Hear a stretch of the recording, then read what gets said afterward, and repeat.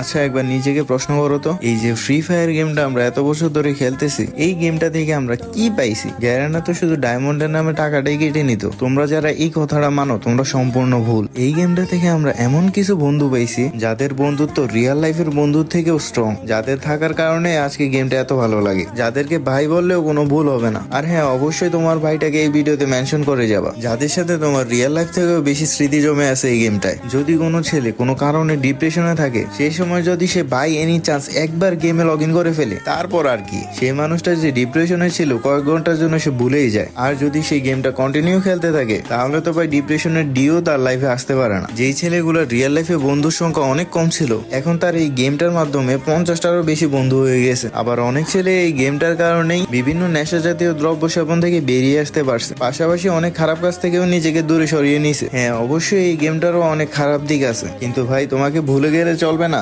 আমাদের এই দুনিয়ার সবকিছুরই যদি ভালো দিক থাকে, তাহলে অবশ্যই খারাপ দিকও থাকেই। সুতরাং এই গেমের খারাপ দিকগুলো আলাদা করে হাইলাইট করার কিছুই নেই। আর হ্যাঁ, এই গেমটা আমাদেরকে যা দিছে সেটাও আমরা কোনোদিন পরিশোধ করতে পারবো না। তোমাদের ভাইদের মেনশন দিতে ভুলবে না কিন্তু।